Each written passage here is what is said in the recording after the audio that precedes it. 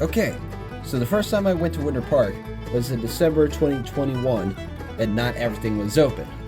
In early 2024, I revisited Winter Park to check out the terrain that I missed, like Parson Bowl and Vasquez Ridge, and I would say it was definitely worth it. Now that we checked out basically every single lift, I decided to make a new lift ranking for Winter Park, this time in tier list form, just to get a completely new look at it. So, without further ado,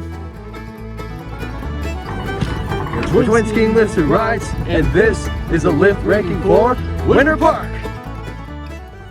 Arrow. This 1977 Yan Triple is one of the main out-of-base lifts, serving Lower Hughes, Larry Sale, and Discovery Park. In the summer, this lift also serves the Alpine Slide. You can also get to Explorer and Prospector from the top of this lift. Even though this lift is one of the closer lifts in the base, it still feels kind of out of place because you have a high-speed quad a little ways down the base that almost gets you to the same place. Then again, it does run at a consistent speed most of the time, and I'm hoping it gets the high-speed upgrade so that Gemini, which we'll get to later, doesn't feel out of place. So I'm going to give this lift a 2 out of 5. Challenger. This 1974 Heron Puma Double starts at the top of Galloping Goose and ends below the Super Gauge Express. This lift offers several black diamond runs and a few expert chutes on the western face of the Mary Jane side. And you can also access the Panoramic and Sunnyside lifts via Roundhouse, making this lift the perfect alternative to Super Gauge if lines get very long. So for this, I give this lift a 3.5 out of 5. Discovery. This 1984 Heron Palma Double is the main beginner lift at Discovery Park in the Winter Park territory. This isn't the best beginner lift because it's slow and only 2 people can load per seat, but there are plans to replace this with a fixed grip quad so that beginners can load with an instructor. The replacement is supposed to have a loading conveyor, and that should let it run at a faster speed, because this lift is agonizingly slow. Way too slow for a beginner lift, so I'm going to give this a 1.5 out of 5. Eagle Wind. This Yan Triple started off as Outrigger in the 70s, which ran parallel to the Eskimo lift, but then in 2006 it moved into this location. This area is one of the few gladed areas at Winter Park, full of moguls with lots of trees. Oh, and if you're wondering where the POV video of this lift is at, well, let me show you. Spoiler alert, I don't have a video of this lift. The line was pretty long and they were loading every other chair because of the added weight of safety bars causing a weight issue. But I was able to get to the Thunderbird run from the Panoramic Express, and that was a good workout, so even though I didn't ride the lift, I still figured I'd talk about the terrain of this lift. The lift itself looked slow, but the terrain was killer, so I'm going to give this lift a 3.5 out of 5. Endeavour. This is a 1993 Puma Triple servicing a beginner hill. That's it. That is all you need to know. Where do I even start? First of all, the runs are too flat. Second of all, the lift runs like a snail. And third, the lift constantly slows and stops all the time. It's just bad. It's bad. There's really no reason to ride it except to get the credit. Though this lift doesn't slow and stop as often as Gemini, you're still gonna get nothing from this lazy piece of trash. 1 out of 5. Explorer Express. This 1999 Puma Omega high-speed quad replaced 2 lifts, a Yan Triple and a Riblet Double, which underwent a destruction test in the summer of 1990. This lift runs from near the bottom of Discovery Park up to Sunspot where the gondola ends. While you technically could get to Sunspot via chair, the out-of-base lifts could use some TLC, especially Gemini. Other than that, this lift has some pretty lappable terrain with some amazing trails like Cranmer and Bradley's Bash won the challenge. So thus I give this lift a 3.5 out of 5. Galloping Goose. This 1974 Heron Puma Double services a few beginner runs on the Mary Jane side. There isn't a whole lot of substance here, other than transferring over to Challenger to avoid the long lines at Super Gauge. 2 out of 5.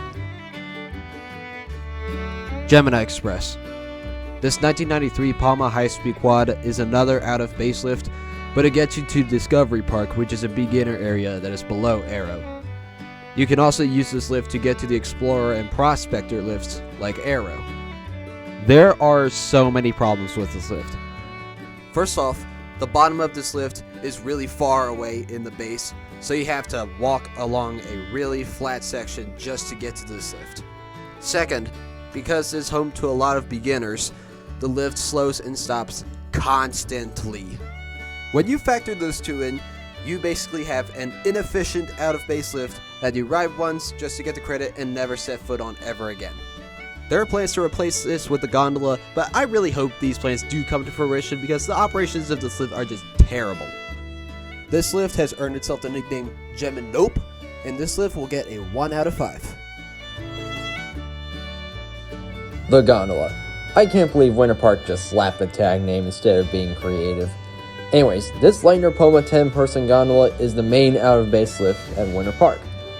It starts at the Winter Park Base Village and ends right at Sunspot. I see this as a better starting lift than Arrow or Gemini because 1, Arrow runs relatively slow, and 2, Gemini constantly slows and stops a lot, and the line for the gondola moves much quicker than both of those lifts thanks to its high capacity. So for this, I'm giving it a 3 out of 5. Lonesome Express. This 1991 Poma high-speed quad is actually a conversion from a fixed grip to a detachable. The towers and the chairs were reused. This is one of 3 lifts to end that Lunch Rock, the others being Super Gauge and Sunnyside Expresses. But this lift has its own set of trails as well. The runs off this lift are mostly greens, but most of them go right through the trees, which is really fun. While the terrain can be fun, I'm personally not the biggest fan of this lift. The safety bars are terrible, the ride is not very comfortable, and the speed is slow. Not to mention, the lift had a breakdown at the end of 2023 that lasted almost a month. This tells me that this lift is probably on its last legs. I feel like I'm being a little too generous with the scoring, but this lift does have potential, so I'm going to give this a 2.5 out of 5. Iron Horse. This 1974 Harem Poma double runs 3/4 of the way up from the Mary Jane base. This lift serves a mix of intermediate and advanced runs, and is a good backup to Super Gauge if the lines get long. But for me, I will only ride this lift to avoid the crowds at Super Gauge, and also you can't really reach Panoramic and Sunnyside, so you'll have to take either Super Gauge or Challenger. 3 out of 5. Looking Glass. This 1966 Riblet center pole double is the last one of its kind at Winter Park and runs from the bottom of Olympia to the top of Prospector. There's only a few runs off this lift, and this lift is mainly used as egress from Olympia. Also, this lift is kind of hard to get on and off because of the center pole in the way and the weight distribution being weird, which makes routing this lift pretty sketchy. This lift is going to get a 3 out of 5. Olympia Express. This 1996 Poma Challenger high-speed quad services the heart of the Winter Park face, with several beginner and intermediate runs. White Rabbit in particular is my favorite trail in this spot as it kind of reminds me of the Sunshine lift line at Steamboat. You can also access the Mary Jane side from the top. However, the lift runs at a fairly slow speed and the lines can sometimes get pretty long every once in a while. But this lift does a job of relieving pressure out the Vasquez Bridge area. So for this, I give this lift a 3.5 out of 5. Panoramic Express. This 2007 Lightner Poma high-speed 6 services the Parson Bowl area of Winter Park, and is one of the highest, if not the highest, 6-packs in all of Colorado. There are so many different routes to take in the Parson Bowl area. Forget Me Not gets you down the upper lift line.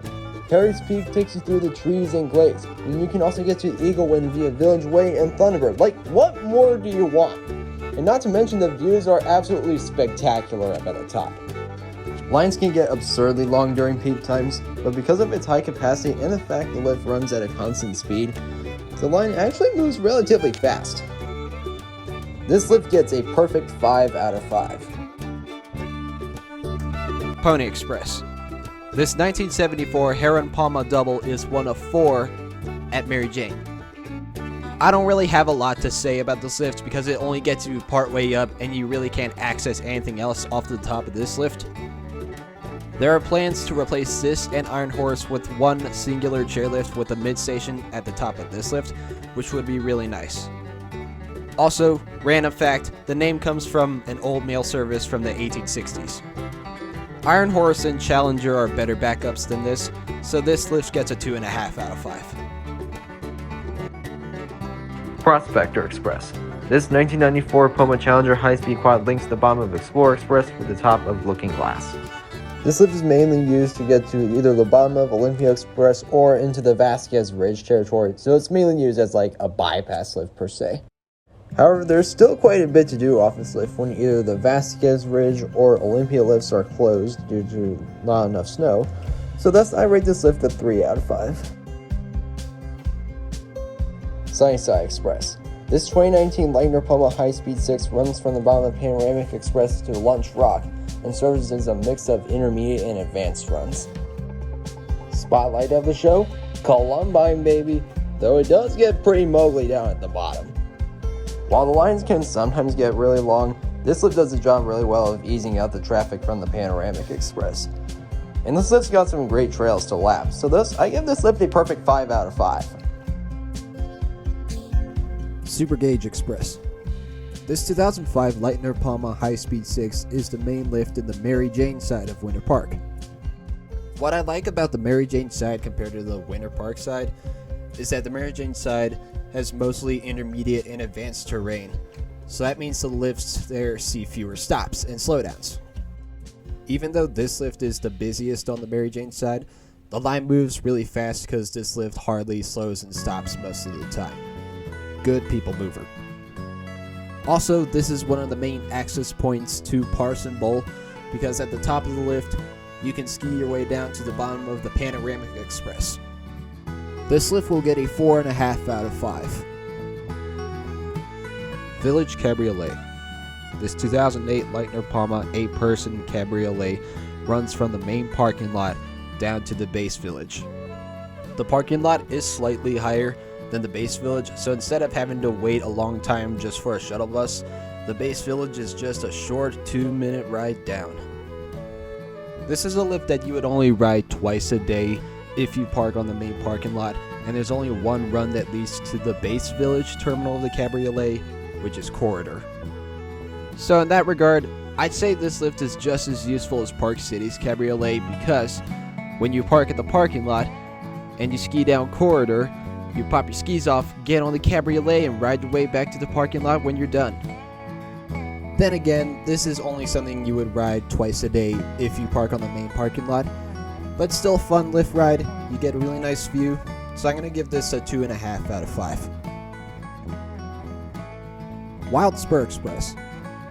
This 2023 Lightner Poma High-Speed 6 replaced an older Poma High-Speed Quad, and it's the sole lift in the Vasquez Ridge section of Winter Park. This area kind of reminds me of the King Kong section of Park City, in that you have some trails that are ending at the main trail that takes you back down to the bottom. Stagecoach, Sundance, Quick Draw, and Shootout all end at the Big Valley Run.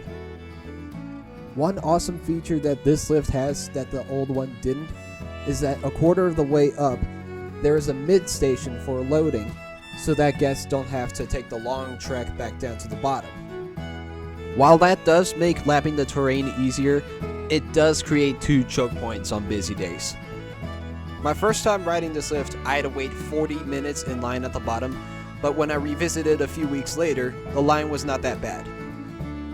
So while there are a few choke point issues, I'd say this lift was a successful investment.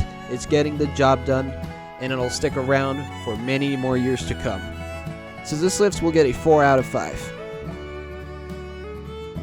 I'm so glad I revisited Winter Park to explore some of the terrain that I missed compared to my first visit, because the terrain I missed, it's so fun. Parson Bowl gives some of the best views, the Eagle Wind terrain is pretty killer with the moguls and the trees, and the Vasquez Ridge area has some fun cruisers as well.